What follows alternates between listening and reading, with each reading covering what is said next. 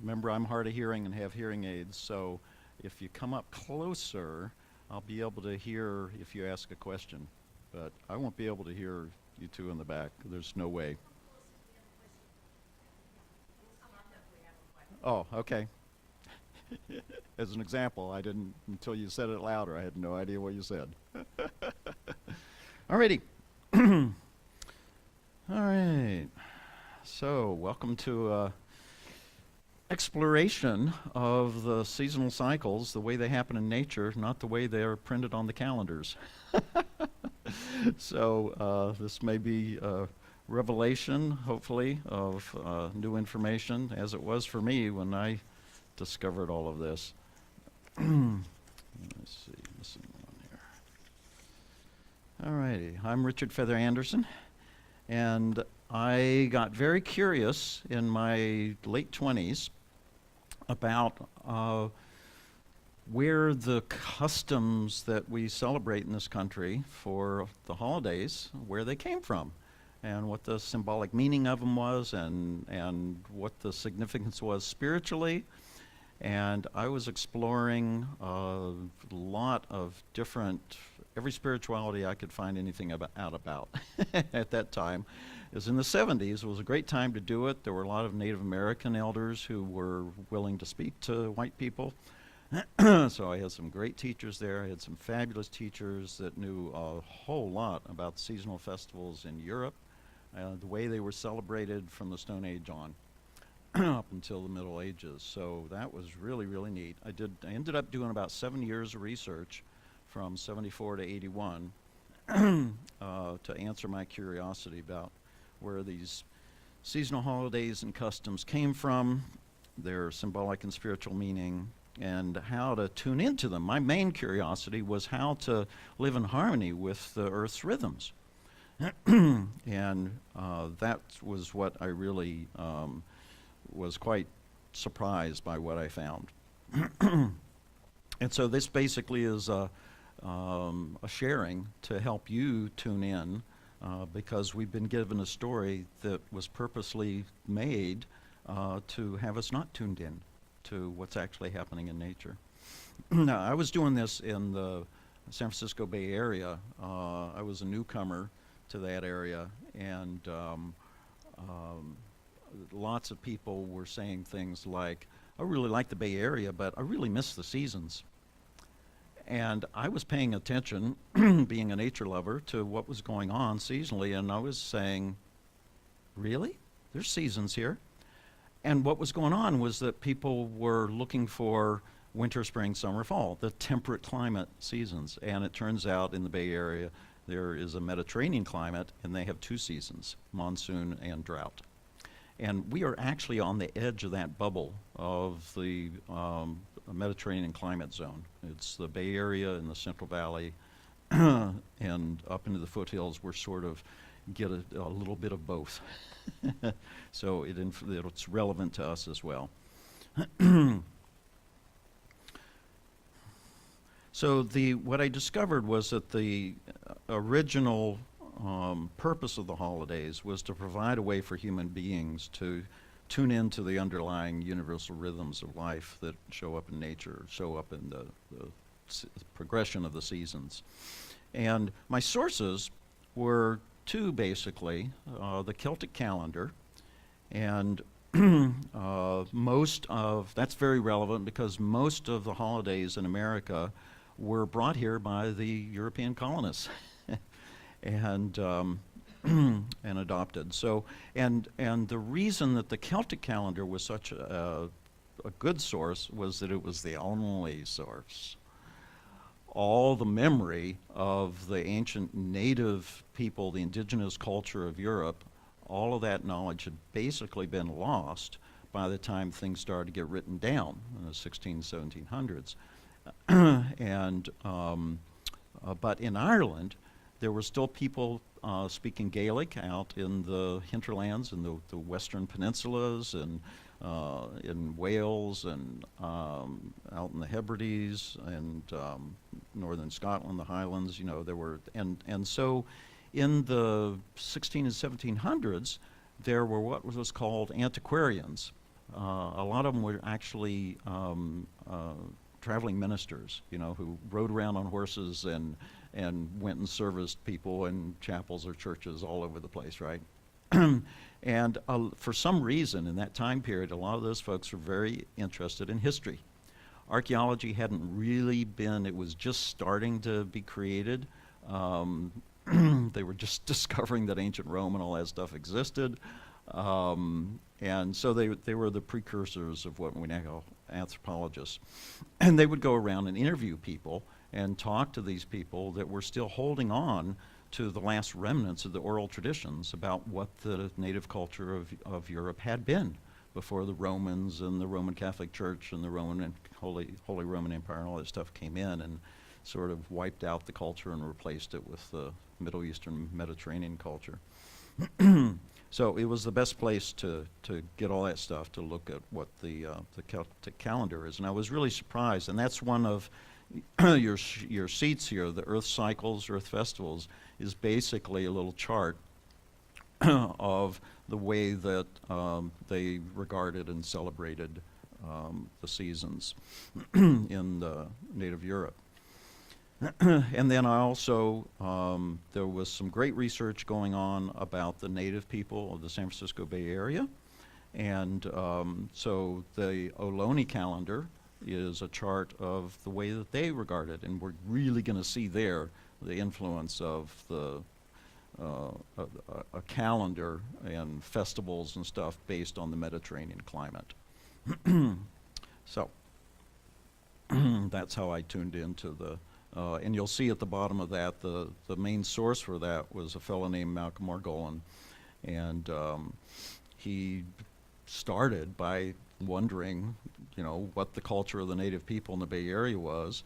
And I extracted little segments. He didn't really have a chapter in his Ohlone Way book on how they celebrated the seasons. It was peppered all the way through the book. So I basically kind of, rewrote his book by taking all those little, mentions of, the Acorn Festival or the Salmon Run Festival or the whatever.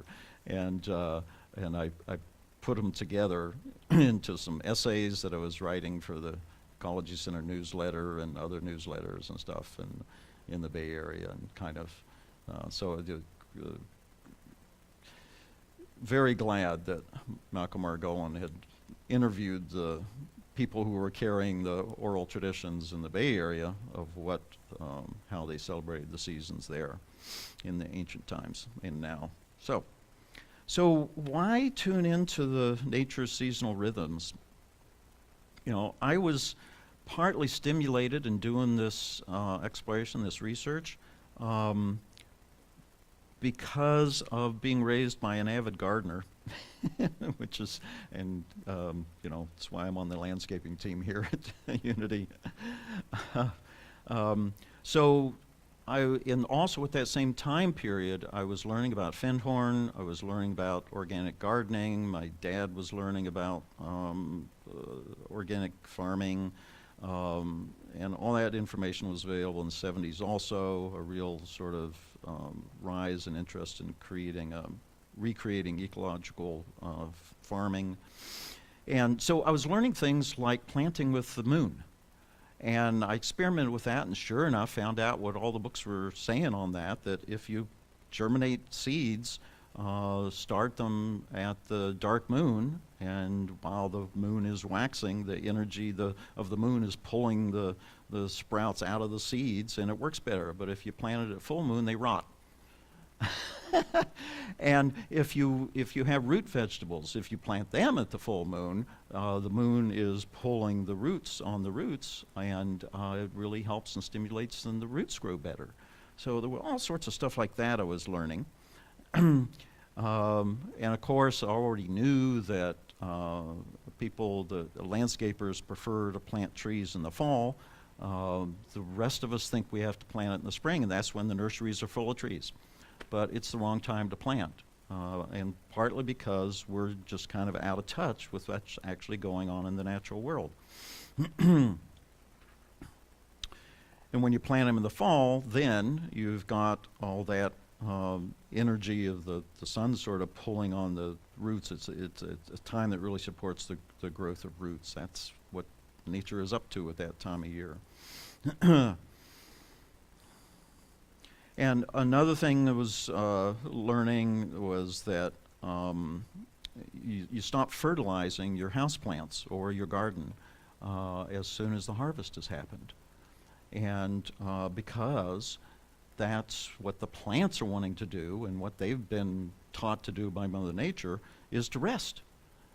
And you know, in the Bay Area, that was really hard to see because we have so many broadleaf evergreen plants, not just conifers as evergreens, but you know, all sorts of other things that hold on to their leaves all year long. So it just looked like there was never an autumn season in the Bay Area.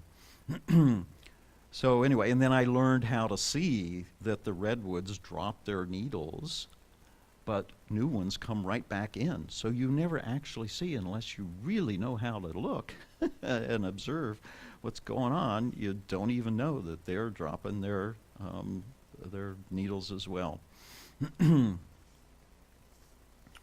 So anyway, if you keep fertilizing the plants during the winter, by the time you come to spring and there's all this energy of drawing the sap up and stuff, the plants are exhausted from being stimulated with the nitrogen. So you know, give them a rest. and so that was a big piece of information to me. It's, oh, the winter is the resting time. And I'm looking at what we do at Christmas, and it's the exact opposite. You know, it's the busiest time of year for a lot of people. And I actually ran into some material somewhere where people in the healthcare industry were talking about, you know, if people would rest in the winter, maybe we wouldn't have a flu season. They're working themselves to death and not paying attention to the natural rhythms around and inside of them. So, and then another thing that sort of told me why it made sense to tune into and learn about and live our lives by these seasons is my sister was living in Guam, and they were snorkeling and surfing and stuff, and she came back with a story of how the surfers do what they do. They stand at the beach, and in California, quite often at the cliff, you'll see them standing there for a long time. What they're doing is they're watching the wave cycles on that particular beach. And everyone is a little bit different, but a very common pattern is that there's 9 waves in every cycle. And so the first wave comes in, and it's a small one, it barely makes any ripples, and the next one's a little more, and then the third one is a little more. And then the fourth one is a little less. So there's a 1, 2, 3 cycle, and then there's a 4, 5, 6, and the 6th is bigger than the 3rd, and then there's a 7, 8, 9, and the 9th is the one you want to ride. But if you want to ride it, you have to start swimming on the 8th. And that is one of the best analogies I've ever come across for how to explain how to live in tune with the seasons and have the cycles of nature supporting you.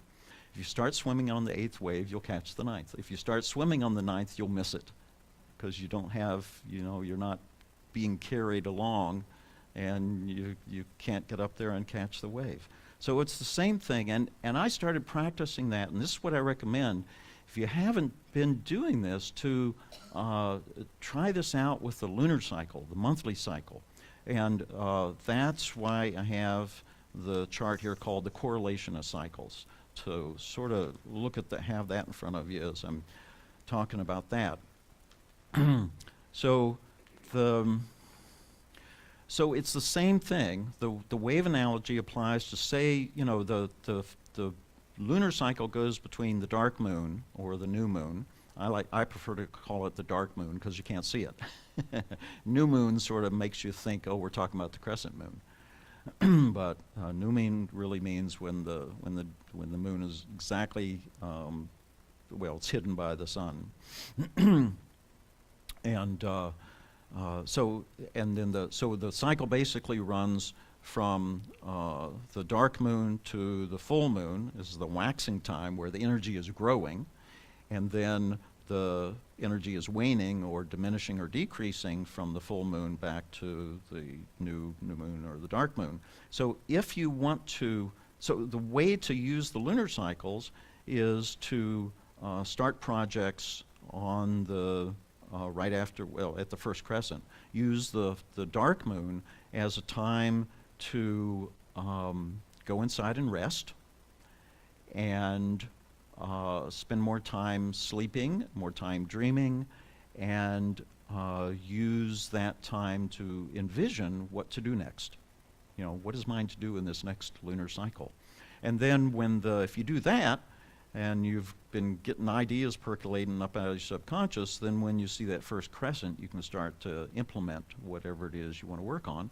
And you have all this natural energy supporting you as the energy builds towards the full moon. And so that's what I call riding the waves of the lunar cycles. And if you start, I learned through experimenting that if you start that cycle at the full moon and start a project, it's really hard you don't have the natural energy supporting you. It's really hard to get going, and you sort of run out of steam. But it really works to do it starting at dark moon with visioning and then going to full moon to implement. And then when you, in the waning time, then it's a great time to review what's going on. And I'm going to skip ahead here to, let me see, where my little note was about how I sort of figured that out. Ooh, I may have to do it from memory. I don't see.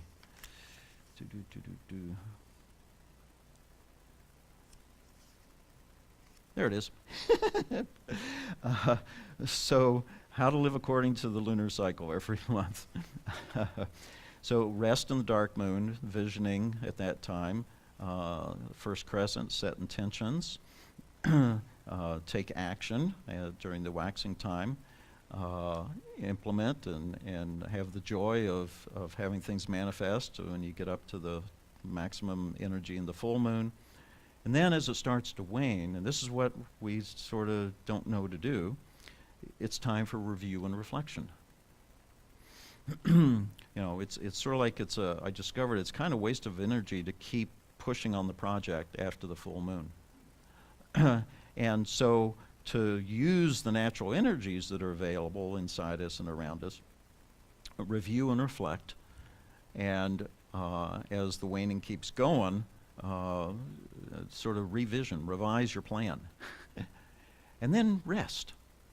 Take a little rest to recharge, and then whatever you learn from the review, reflection, and revision, implement the next step of that plan. Because some of the projects I was doing would take more than one lunar cycle, right? So that's why that using the waning time to reflect and figure out, this would work better if I did such and such. So, all right. So the other thing that is really neat about, Richard? yeah, yes. So, I'm just looking at today, December 12th, it says it's a new moon. So, would that be considered the dark moon? Yes, so the new moon, and this is another, thank you for that, because we'll see how I have the dark moon shaded? Okay, so this is really, really important to know. When you look up something like that and it says today is the new moon, what they're saying is science gives us an exact minute of when the moon is new or full, right? But experientially, in terms of what you see, the moon is a complete circle for 2.5 or 3 days. And the same is true of the dark moon. You don't see the moon, the last quarter and the first crescent. It's about a 2.5 to 3 day period.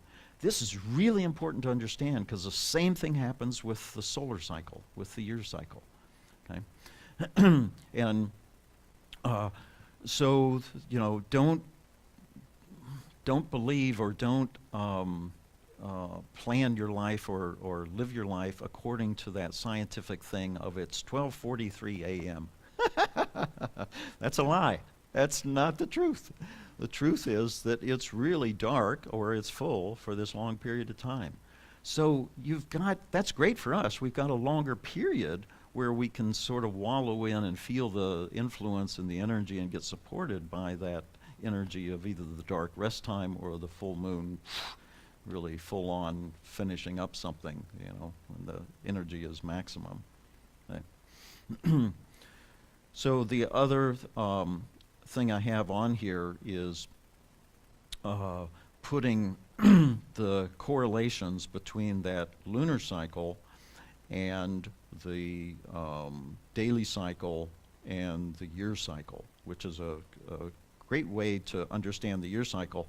And it's actually how some of our ancestors talked about things like what we're coming up on now, the winter solstice, thinking of it as the midnight of the year. So we understand the day cycle. We know what sunrise and sunset and noon and midnight is all about. And so we just apply that to the year cycle. So you see there that we're now coming up to the midnight of the year, and the summer solstice 6 months from now would be like noon or the midday, and the equinoxes are like the sunrise and the sunset. Okay?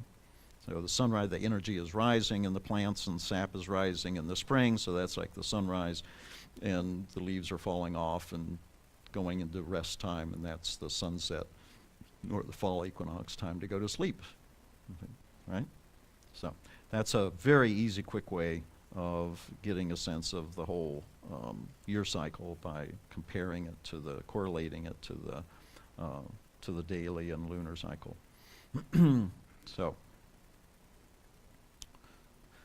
what that sort of puts us ready to talk about this time of year and the winter solstice. So I'm going to give you what I discovered in my 7 years in about 70 minutes.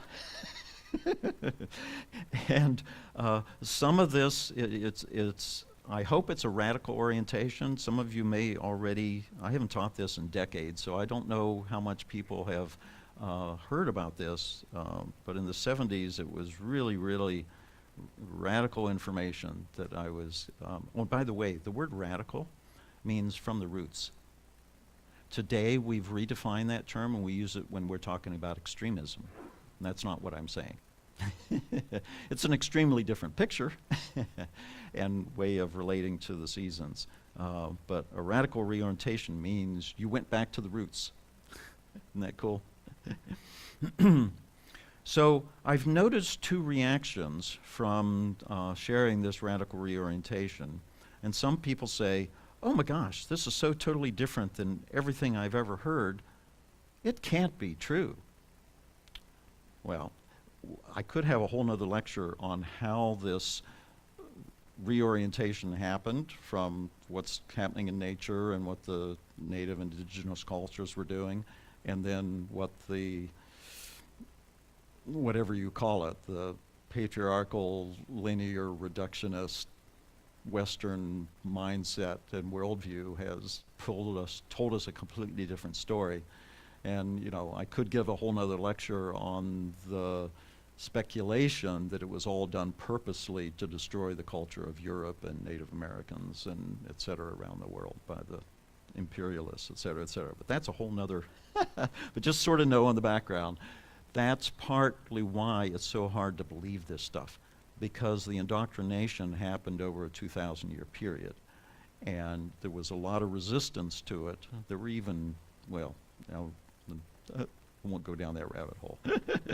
So the other reaction that I've noticed is, oh my goodness, this is amazing. It makes so much more sense than what I've been told. Why haven't we learned this? So I'm here to take care of that one. So winter solstice, let's just dive right in, and I'm just going to go for it instead of building it up. You'll see on here that it's called Midwinter Solstice. Okay? We are given the story that winter solstice is the first day of winter. It's on a lot of them. It's on all of them, I think. Midwinter, Christmas. Sorry? It's yeah, we're going to switch to the Earth Cycles, Earth Festivals one now.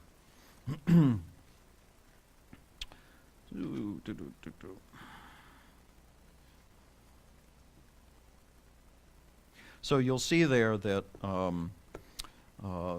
so it's called midwinter, and that is because in Europe and the British Isles, that's still the way they refer to winter solstice. In America, we kind of got more indoctrinated into the changing of what the seasons mean, and you know where we are in the cycles with this by making it the first day of winter. But the first day of winter in Europe is Halloween, and that's the Celtic New Year. It's also the New Year in Judaism. It's the New Year in a lot of the New Year festivals, by the way, range anywhere from fall equinox to spring equinox. The Chinese is closer to spring equinox.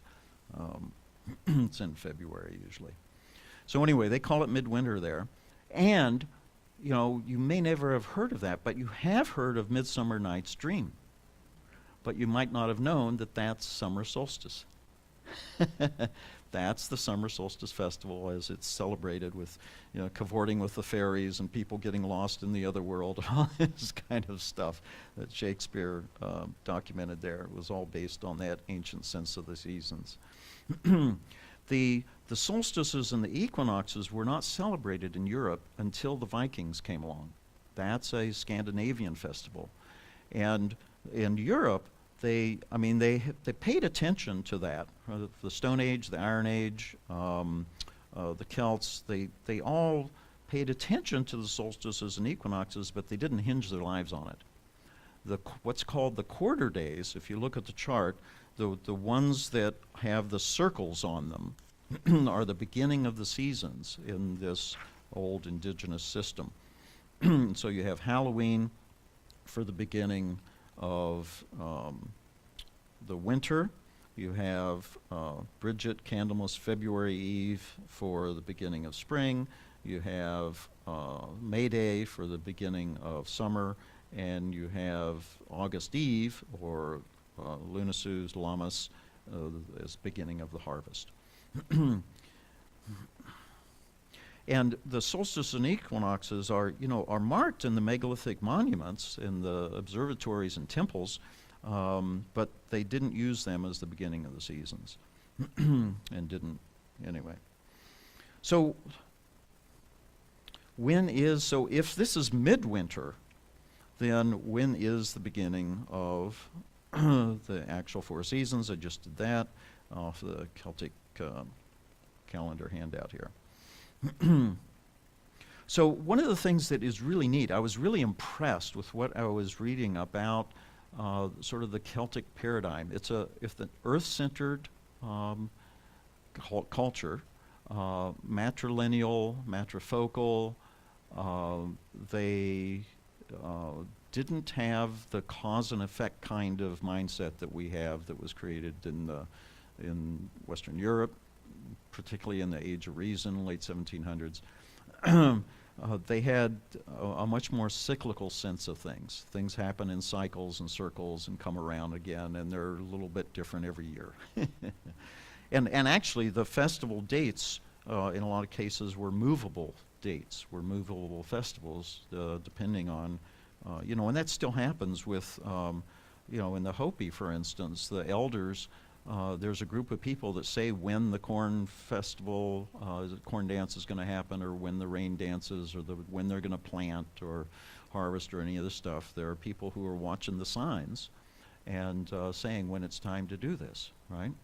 So what I was so impressed with the pre-Celtic and native European cultures is that they were looking at incredibly subtle things to tell them when a season began. And today we wait until there are really outward signs of things to call it the season, the beginning of the season. So our calendar tells us to be basically 6 weeks behind time, behind nature in what we're doing. So this Celtic calendar comes out of looking at the quiet, invisible stirrings of the beginning of the seasons rather than the outward loud display.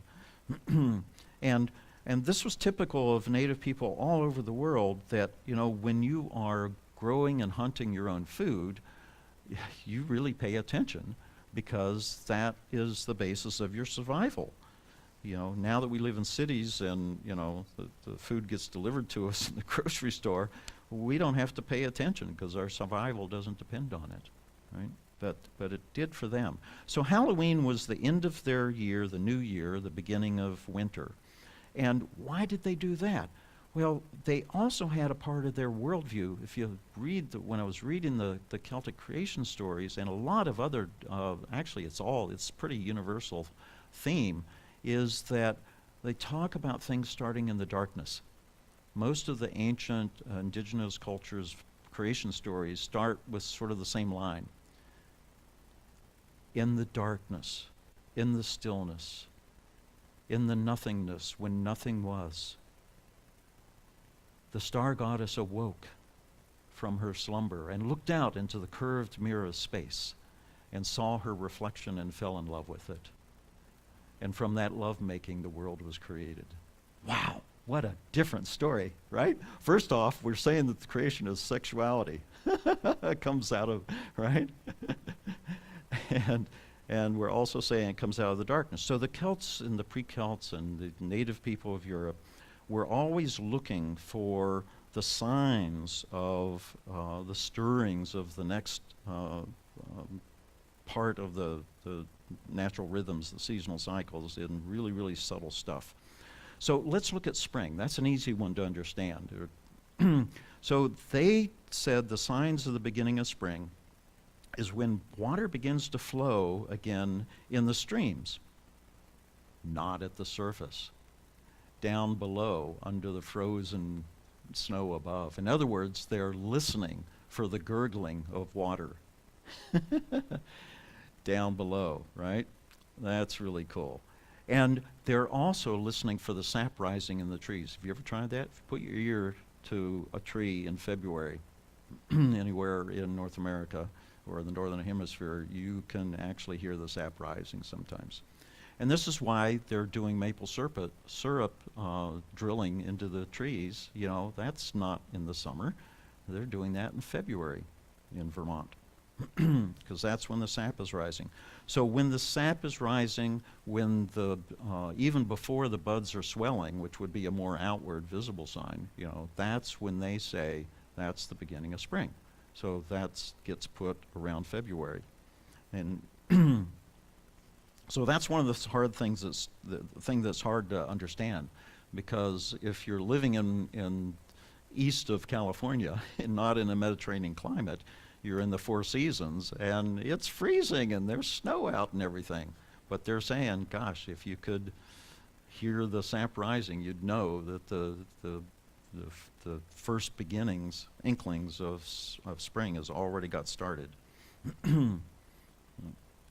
So in our current North American calendar, we're saying spring doesn't start until you see the flowers blooming.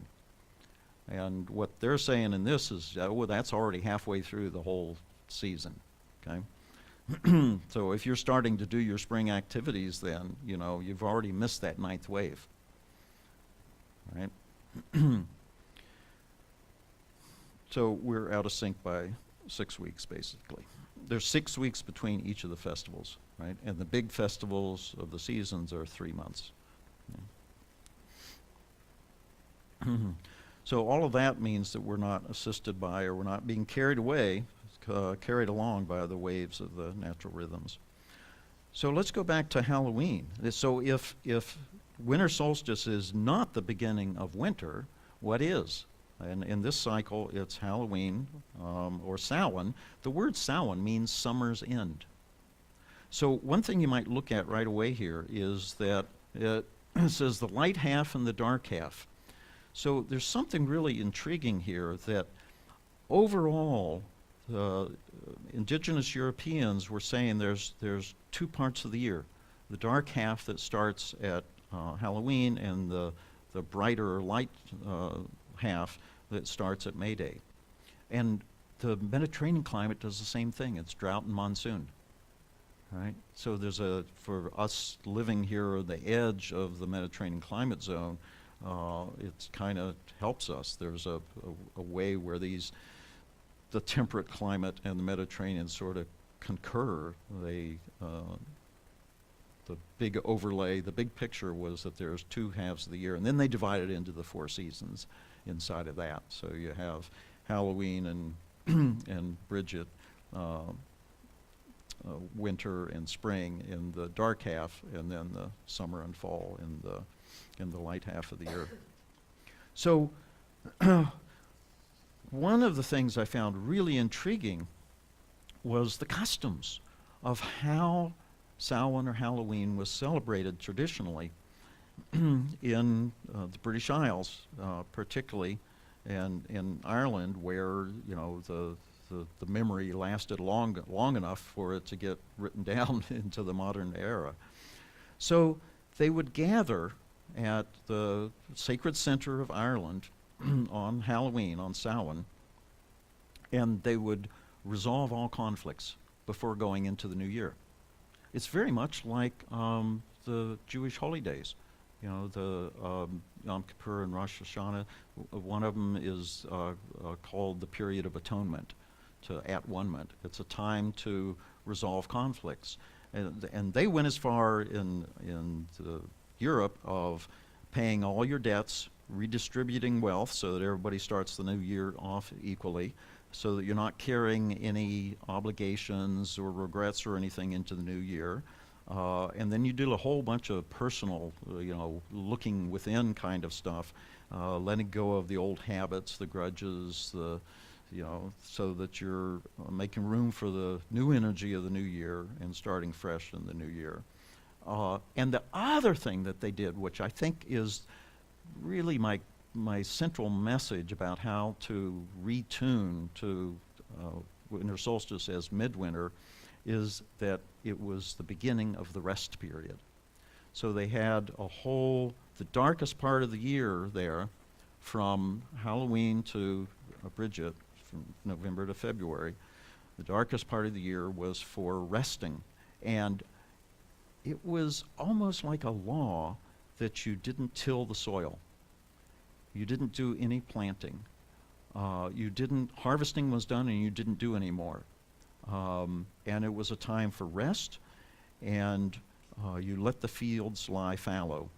And basically you're saying compost. It's compost time. It's time to refeed the earth, give back the leaves or the whatever, and what that does is it restore the nutrients so that there's food in the soil for when you plant in the spring. And we don't do that, and we have a serious crisis going on in our agriculture, our factory industrial agriculture, where the whole system is getting close to collapsing, so that we can't raise food at all. And fortunately, there's a whole new movement called restorative agriculture. If you saw the movie Common Ground when it came to town for one day, or I encourage you to look at it online.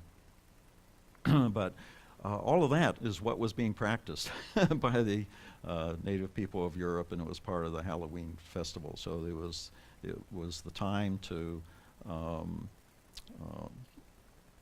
stop doing any agricultural work. And this morning I remembered a few more things, so it's on my iPhone. Halloween was the official end of harvesting. One of the things I was really, really fascinated with was, why do we do trick or treat, and why do we do all these different things? Well, I want to tell the Jack Frost story. So all these things have really neat symbolism to them, and there's a spiritual message in it. So Jack Frost, the mythology there and the meaning of it is that Jack Frost comes along at Halloween, and any food crops, pumpkin or potatoes or plants or whatever, tomatoes is a good example. Anything that hasn't been harvested by Halloween, it now belongs to Jack Frost. And Jack Frost comes along and nips it with the frost, and that makes it rot, and it turns black, and it's no longer edible food. And the way they explain that in the mythology is that plant now belongs to the fairies. Well, the fairies are the nature spirits. So it's a way of saying, that's now compost for Mother Earth. Don't touch it. You can't harvest it now. Jack Frost has come and claimed it. And by making it something you can't eat anyway. So that's the rest and renew and rebuild the soil part of. So that's basically what the Jack Frost story is saying. You know, it's teaching them agricultural practice with a mythology. So when this shift started to happen over many centuries of trying to convince us that winter solstice is the beginning of winter rather than the middle of it, they started moving moving the customs and the rituals. So a lot of the things we do now at winter solstice and Christmas and New Year's were originally part of the Halloween festivities. In fact, almost all of it, which is really, really amazing. So there were house blessings and smudgings and stuff that were done at Halloween. There was divination techniques for figuring out what's coming in the new year, which we do at New Year's now. Bobbing apples is a divination technique. There was a custom of making cakes and putting into the dough a coin, a gold coin, a silver coin, a ring, various different things. And then you would bake the cake and then cut it up and hand it out to people. Person got the ring, oh, you're going to get married this year. Person that gets, oh, you're going to come into some money this year. Oh, you're...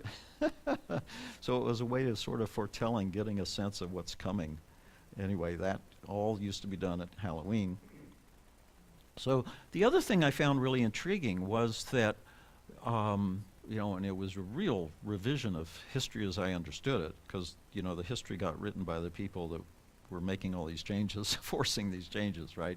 So they wanted to get rid of all of this, the knowledge of it, but it was still held by the country folk in Europe and in the British Isles. So, you know, as I was reading what the antiquarians were collecting, they were talking about what the people in the cities were doing and what the people in the rural areas where there was still an agrarian culture.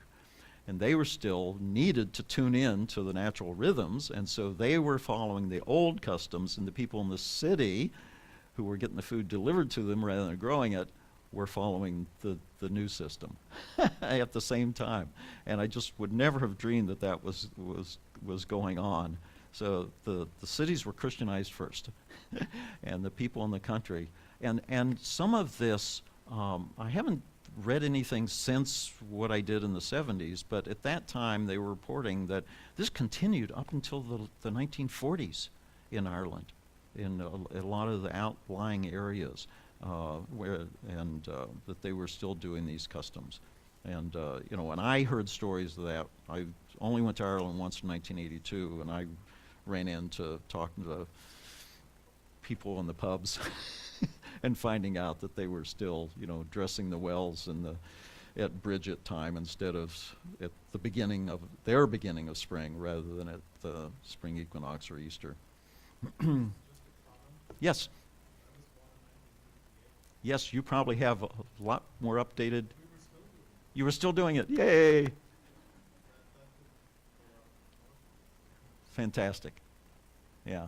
So, you know, I have a little bit biased view because most of my friends in the British Isles are pagans and geomancers, right? So they were really, you know, putting their attention in recovering all of this and living by all of this. So I sort of wasn't sure why that went.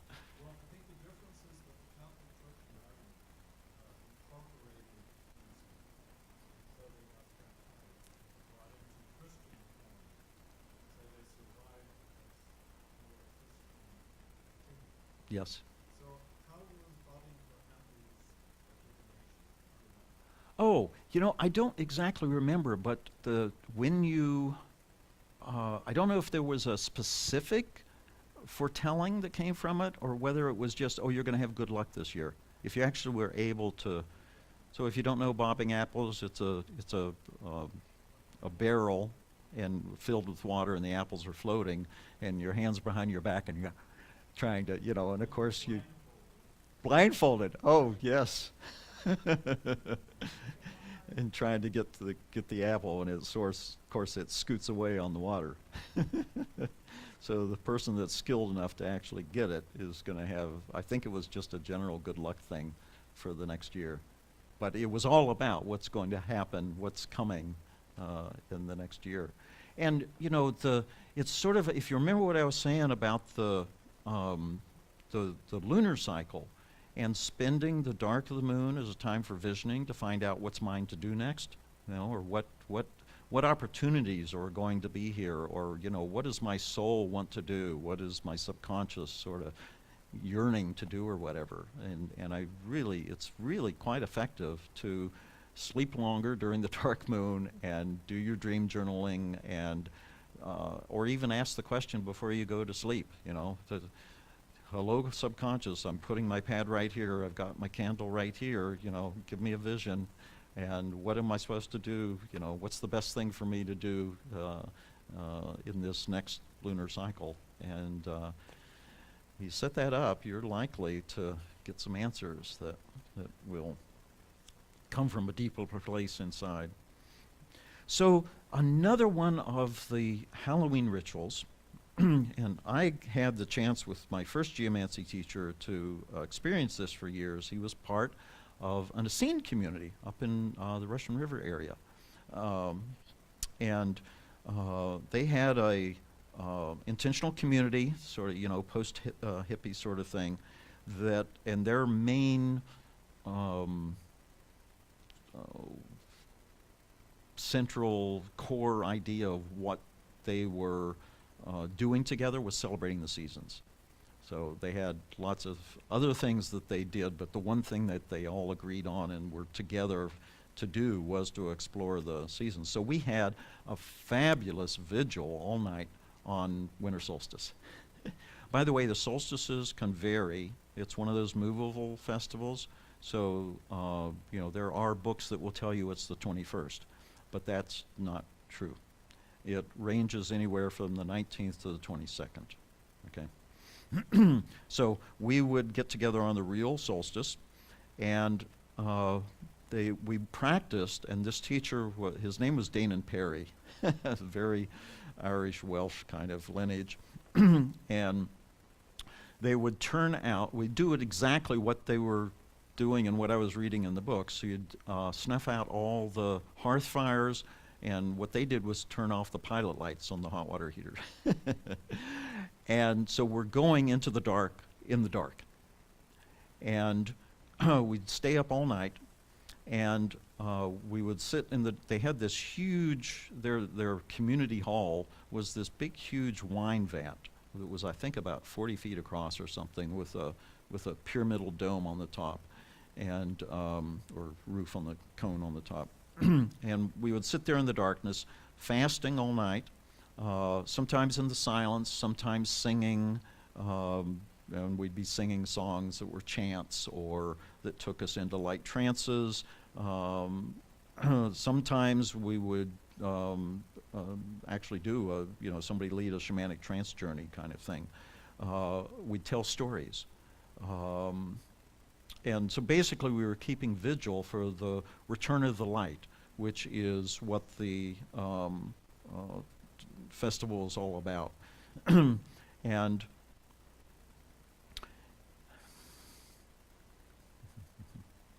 there are other things that we only did half of this, but ritual bathing was a part of the traditional winter solstice as well.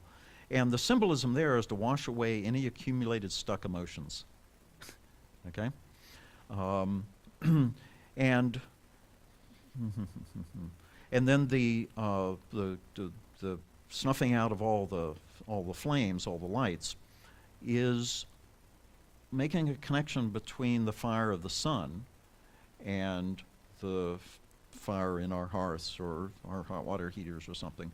So what we would do is at sunrise, we would come out and watch for the sun to rise, break the horizon, and at that moment, somebody was creating a fire with flint and steel, or with the stick, the Indian way of doing it. And the symbolism there is what we were rekindling the fire. We're bringing the light of the sun back to our community, back to Earth. And then they would take that fire and go around and relight all the fires. So in villages in the British Isles, they would have that one fire where everybody was congregated, and then they would take a torch to every home and relight the hearth fires.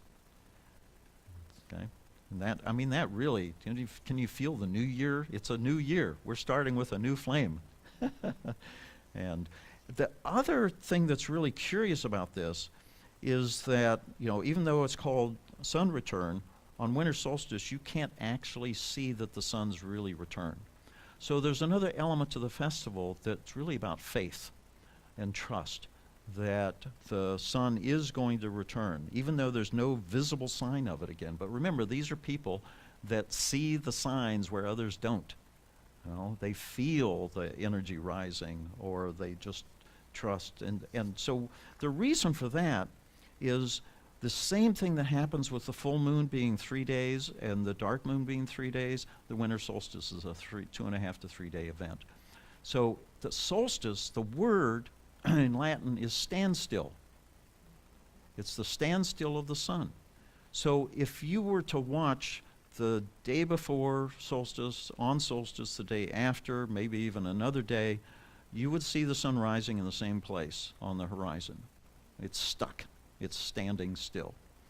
And the guarantee is to wait 3 days, and then you can see, if you've marked where the sun rises on the horizon, you'll see, if you have a stick in the ground or something, you'll see that it's coming just a little bit more north, and the sun is just a little bit higher, and the day is another, I forget what it is, 12 minutes longer or something. Okay, so so our ancestors had faith that the light would return, and they were celebrating this as the rebirth of the soul, not just the sun, right? So they're making so it's basically, the other thing that's part of this paradigm is that the Western scientific view of dualism created the idea of separation or estrangement, that we're separate from nature, that the way to survive is to control and defeat nature. The ancient world is survival depends on being one with nature, right? So that's why you get things like the rebirth of the soul is not just represented, it's also happening with the rebirth of the sun, the coming back of the light. So this, hopefully that gives you enough information to sort of have the sense that, gosh, we've got it all wrong. We're completely out of sync.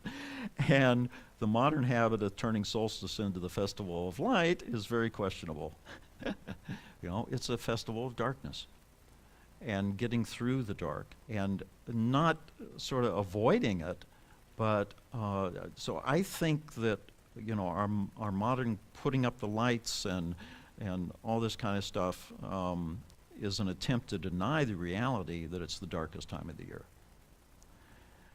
And we're skipping right to the rebirth, basically. And that is just, I think, a part of, particularly in America, we have this real avoidance of death. You've probably all of you who have lost a partner have experienced this. I experienced the legal system, our legal system is set up so that you don't have time to grieve. There is so much stuff you have to do immediately after the death of the loved one. And I was really angry about that when I realized what was going on, and you experienced that as executor. That it was just, this doesn't make any sense. So we're basically trained to ignore death and ignore the dark time, the death of the sun, the death of the year. I just have a comment that, having studied a little bit of the Celtic religion, is that in the winter, that part of the year, the oncoming of winter could mean literal death because people starved. Yes. They got too cold. They didn't bring in enough wood, or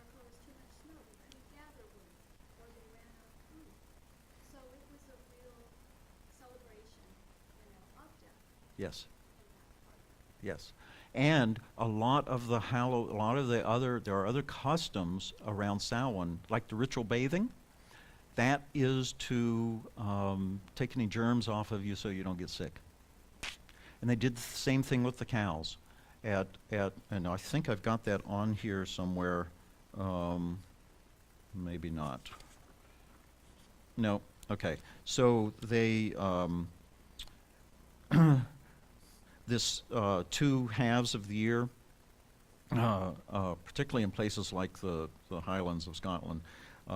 In the winter, the cattle would be, whether it's cows or sheep, would be down in the lowlands, be in the villages. And then at May Day, they would take them, herd them all up to the highlands where the new grass is. And then at Halloween, before Halloween, they'd bring them back. And those two transition periods, they ran the cattle through, they made big bonfires were part of those festivals, and when the embers died down, they run the cattle over that to burn off all the lice. Okay, so it's a health thing. And so thanks for bringing that up. It was a very important part of it when life was tougher. Into the underworld, to return to the womb of Mother Earth to be reborn. And so we basically replicated that thing from that whole journey in the darkest half of the year from Halloween to spring. And so basically they had a 3-month period to go from the harvest and entering the dark time all the way till Bridget. They regarded the solstice sunrise as the sign that the sun will return, rather than saying, "Oh, it's already returned." You know, they understood these cycles are very long, and in some of the mythologies, the sun god didn't actually return, bringing his light out of the underworld until Bridget. So today we do it, right away on Christmas. By the way, Christmas is 3 days after solstice, so that's because that's how long you have to wait to actually see the sun having a longer day and What are you saying that we do on Christmas? We do it on Christmas. What was that you said? Christmas is the reason Christmas is December 25th is to make it 3 days after the last date that it could be winter solstice, midwinter solstice, the 22nd. So to ensure that, so Christmas is at that date so that it symbolically represents the return of the Son of God. And they're hitchhiking on top of the sun god rituals that everybody in the world practices. Yeah. So instead of celebrating the light, which is on the 1st of February, we have lighting the candles into candles to church. Yeah. It brings blessing and then you took them home and that was the celebration of the light of the said that it was In February. way later. Yeah. Whereas we're lighting candles Christmas Eve. Yeah. So what we should be doing, and this is what I loved having that experience of the vigil in the big wine vat. All the flames are turned extinguished, and we're sitting there in the dark all night long, the longest night of the year. And then, my goodness, it's a real celebration when you see the sun rising that next morning, because we've really experienced the dark. And we're going into our own darkness as a part of that. So that's one of the main things of the all these myths in these indigenous cultures is to help us do the same thing that nature's doing, to be a part of that, to have that, it's not just for the farmers to let the fields lie fallow. It's for us to rest and go within and see what's buried there and what needs to be brought up from the subconscious that's getting in our way. I feel like I know what you're saying, and I understand that about bringing the lights in, but to me, I have always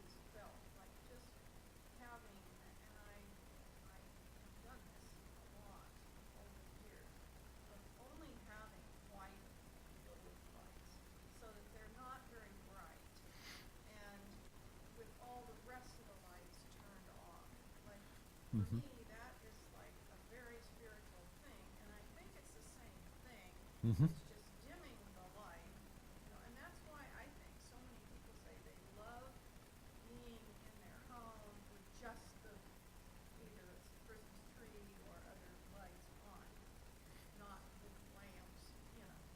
Mhm. That there is something about that. It is a experience more of dark. Well, and you're feeding your psyche, Yeah. because that's, we are not separate from nature. We feel, you know, to various degrees, depending on how tuned you are, each of us is to natural cycles, you feel these, um, and the busying ourselves sort of distracts us from feeling it, right? And so that's an excellent way of doing something very similar to the ancient practices, is to slow down and lower the light and reduce the activity and just sort of hunker in and see, what's going on inside?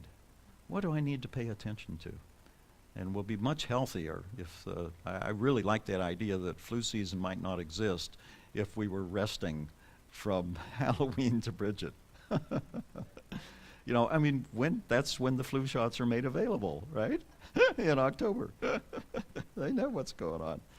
All right, let me see what else I've got here. We did that. Could I throw something in? Richard? Yes, this would be a good place for that. So, the frustration from my point of view is that obviously commercialism and all of that. And I've even had battles here with people about Christmas is Christmas, Advent is Advent. And people just do not get it. They want all the Christmas decorations up, and they want them out of there the Sunday after Christmas. When Advent is a season of 4 weeks where it's supposed to be a retreat, where we go inward, where we look at our faith, where we get hope, where is love in our life, is there joy. In preparation, and then there's 12 days of Christmas. Think about the song, 12 days of Christmas. Again, it's you enter more deeply into the meaning of the season for 12 days. So I do think that we've lost so much in not having another track, paralleling, but not paralleling exactly. We would have our own track and not follow Costco and any of these places. The Christmas decorations up right after Memorial Day. It's not even after Halloween anymore. Yeah, Sorry, yeah, yeah.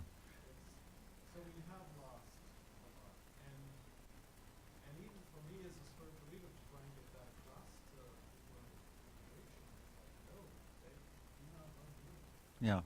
So I think, part of what is going on is this avoidance of darkness and death, avoidance of the subconscious. I don't want to pay any attention to my feelings or emotions or my irritations or any of that. I'm just going to ignore it.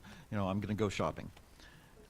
And so there's, and we could have that can lead to a whole political thing about capitalism.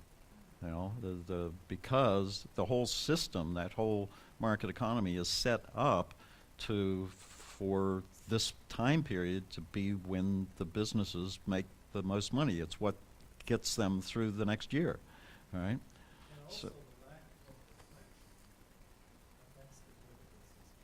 If you can't stop long enough to think about the war in Gaza and what's happening there, if you're not going to give yourself any time to really think about the major issues these days, then you're not going to produce social activism. yeah. You all need to have what those activism is called, spiritual activism. But we need that downtime. Well, social activism can't happen. Acting in the world, knowing what's mine to do, is supported by everything we're talking about. At dark moon, what is mine to do in the next cycle, the next lunar cycle? At New Year, what is mine to do in the next year? What's coming up? The divinatory practices. And the other aspect, the 12, I can add on to the 12 days of Christmas, each of these festivals was either 8 days or, which is an octave, which has a spiritual significance. An octave is, in sacred geometry world, a symbol for a leap in consciousness. You're going to a higher, more subtle level of consciousness, okay? That's what the octave is about, and some of the festivals were that long, and the others were a fortnight, 14 days. The 12 days of Christmas plus the 2 or 3 days you need after the solstice, you know. So starting from solstice to the 12th night is 14 days, or 15, something like that. I think it's, you know, remembering that thing. Well, so why are the festivals so long? Well, people from the whole parish or the whole region or the county or whatever would be gathering together, and particularly, you know, back in the Bronze Age and Neolithic period, we think that they were gathering at the temples, at the megalithic temples, and you know, and everybody participating in, and those were the places where the markers were set up, you know, as an astronomical observatory to see what's going on, you know, except that it was set up so that everybody could see it. Stonehenge is an aberration. It's sort of what's referred to as the decadent part of the megalithic building period, because they set up a horseshoe of stone so that only the priests could gather and see the sun rising over the heel stone. Whereas before that, and that was done in 1500s, going back to 4500 BC, it was a plain and the markers were there for a huge crowd of people to see the event. So it was more egalitarian culture, not a hierarchical priest culture thing going on. Anyway, so the long time period was for people to gather from all over that watershed or county and come together, and you know, the teenagers would meet their lovers, and you know, and all sorts of business would be happening, and then you have things like at Samhain where there's a lot of business going on. Their version of the Supreme Court is meeting and resolving all conflicts. You know, the Treasury is distributing the bonus checks to make sure that everybody goes equally into the next year. I mean, it was just an amazing transformation of the culture and healing and stuff that was going on at that time period. Imagine if we were starting the winter season with that, you know, taking care of everything, and we're all clear of everything. Everything is, you know, and now we'll just take the ritual bath so that we get rid of the ticks and the lice and the the viruses and whatever, and make it through the winter. So again, it's saying it takes time to tune in to these subtle things that are going on. So that's why they've got that 8 to 14 days, so you can really see the whole thing happening. Yeah. Oh God, don't get me started on that one.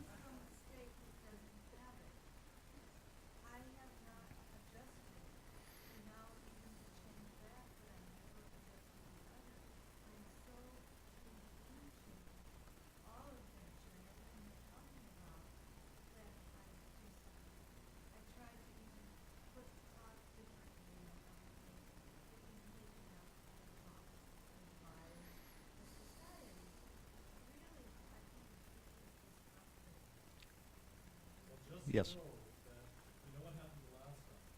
The Senate approved it, the House never took it up in time, so the bill did not get into law. So there's a group, again, who are resubmitting it, I believe, right around now. And the hope is that we may not change this. This may have been the last, fingers crossed, we think the House will do anything, but that's what's happening. So I get really radical when I start talking about daylight savings time. So I think it is, what's the right word? Violence to the psyche.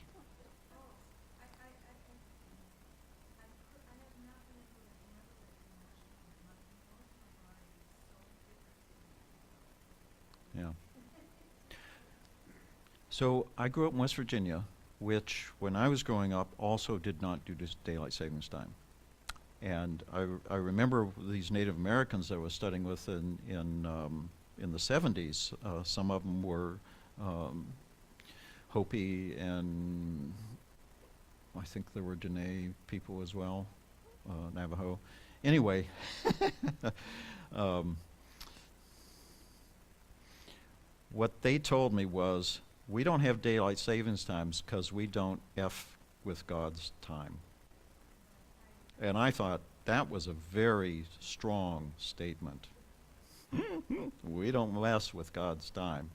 It's not ours to do. And what I grew up with was a little bit softer and sort of my vision of the alternative, the way to handle it. In West Virginia, they didn't do daylight savings time, and I'm not exactly sure what all the reasonings were, but it basically just didn't make any sense to anybody. It's a culture. Mountain culture is really tough. You're aware of survival all the time, and people tend to help each other a lot. You know, barn raisings and mutual harvesting and all this kind of stuff. You know, my parents' neighbors and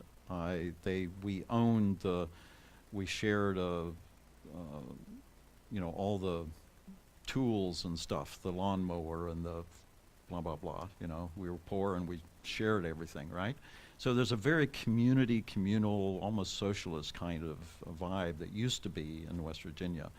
And how they dealt with the days being longer in the summer was that all the businesses had summer hours. If you want extra daylight, just changed the hours of the store, and that takes care of it, but doesn't put you out of sync with the sun at noon is supposed to be at the highest point in the sky, due south, so that your shadow is pointing north. You know, and I have such a hard time with being so out of sync, because I'm in sync with the sun, and to me it's sun's noon when it's 1 o'clock, and that just really messes me up. Oh, and the other thing that's so violent to the psyche is that the time that we choose to do the change is when the length of the days is changing 70% faster than any other time of year. So a little bit of science supports the not doing this to our emotional and neurological systems. Yeah. Also, there is scientific studies that there's more health problems, heart attacks, and things happening Huh. More heart attacks and when the shift happens? Yeah. There are more accidents in the spring shift. On the Monday morning is one of the worst times to be on. Uh-huh. Wow. Do you have any comments on maybe I'll say the practice of people being born in different positions in the cycle? Oh, okay. So look at your, let's see, which one's the best? The correlation one. So look at this chart where it says midnight and sunrise and morning and midday and all this kind of stuff. And if you know when you were born, okay, so you can put a dot on there, and then from the time you were born to, I think the research said 12 hours, but my sense is about 4 hours after the time you were born is the time that you tend to peak in your day. So another whole thing, and this is, wasn't planning on covering this, but I talked about, you know, living by the lunar cycle. It's also really fun to figure out what your natural rhythms are and what you're tuned into. And so I was born at 1:30 p.m. and I peak around 4 p.m. I do not like to have any interaction with the outside world until 10 or 11 in the morning.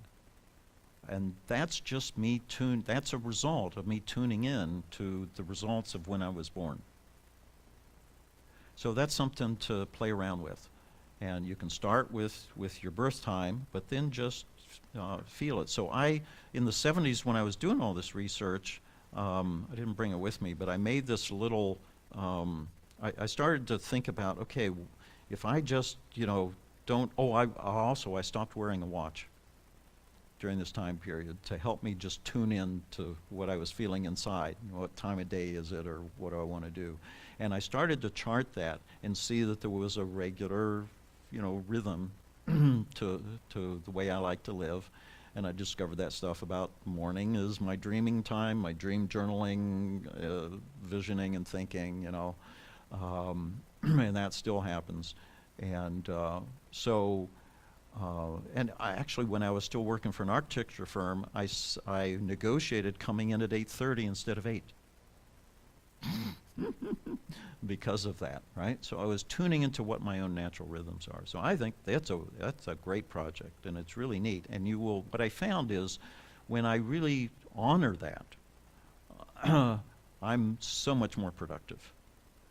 And like right now, it's happening in spades. I am spending so much time in the mornings.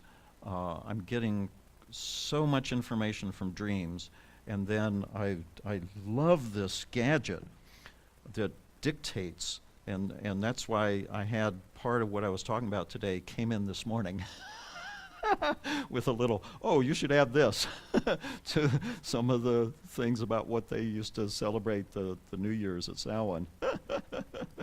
And anyway, I don't answer my phone until 10 or 11. It's just because I know if I do that, my subconscious is going to feed me and give me all kinds of things. So I'm working right now on my current big project is recording all of the teachings I've done for the last 4 decades and making them available on my website. And as soon as I said, okay, I'm going to spend my mornings doing this and to do my to-do list in the afternoon. I'm going to make this first. It's now the priority. And as soon as I did that, my inner dreamer heard that and responded, and it's really wonderful. So that's all a result of just paying attention to what your own natural rhythms are. And when you do that, you're so much more productive. Yeah. It's 12 o'clock, so Yes. I'm honored to be the time. And there's a love offering box there if you want to put something. Thank you. And the love offering is totally for the church. I do this as my tithe. So it's just all, please support the place that allows us to do this stuff. Thank you. Oh, and I'll send you out with how, having heard all of this, how do you think it will change how you celebrate the winter solstice, Christmas, and New Year's?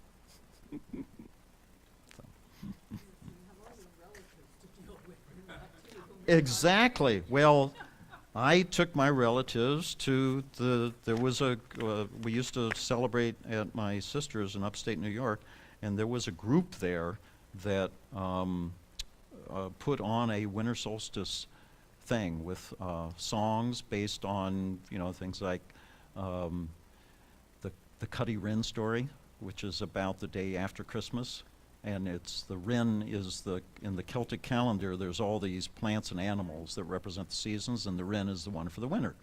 And so to make the return of the light happen, you go out and you hunt a wren. And there's this wonderful folk song about how are you going to kill the wren, and then how are you going to take the feathers off, and then how are you going to Yes, and how are you going to cook it, and how are you going to eat it, and blah, blah, blah, blah. And it's all this, metaphors for how we're going to end the winter. Funny. Anyway, so they would do that, and I would take my family. I'd drag them along so we'd celebrate winter solstice, midwinter, and then we would do Christmas, and then so introduce it to your family and see if it flies. I'm sorry?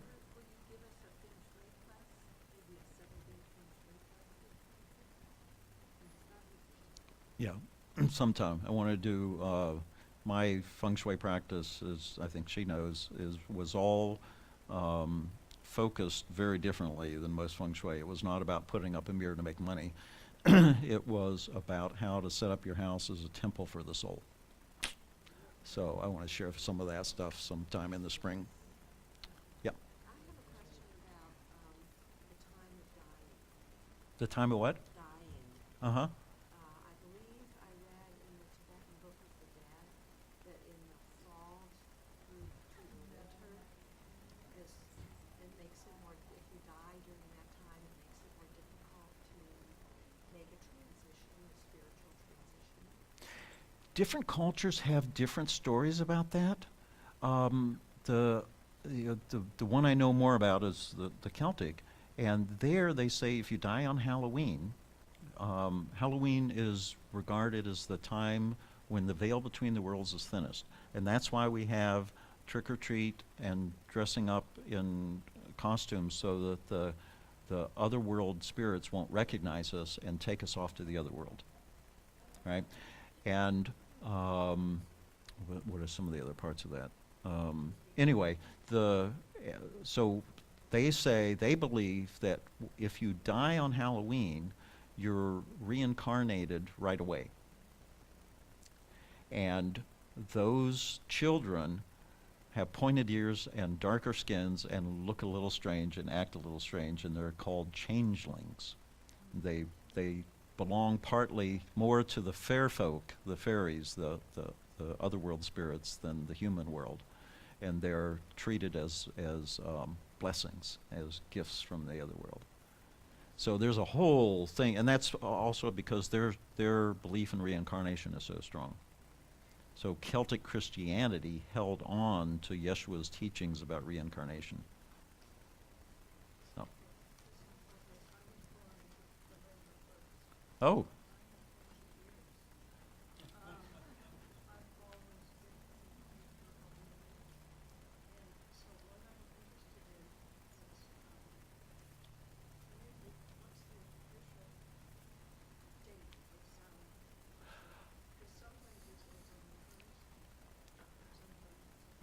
Yeah, so all of I didn't go into this, but all of most of the indigenous worlds, the day begins at sunset. You know, the Jewish calendar does this, but it used to be everybody. So it's the evening of the first. It's sunset on the 30th, 31st is when Samhain begins, because that's when all their days begin. On October 31st. Yeah. And see, but it's a different calendar.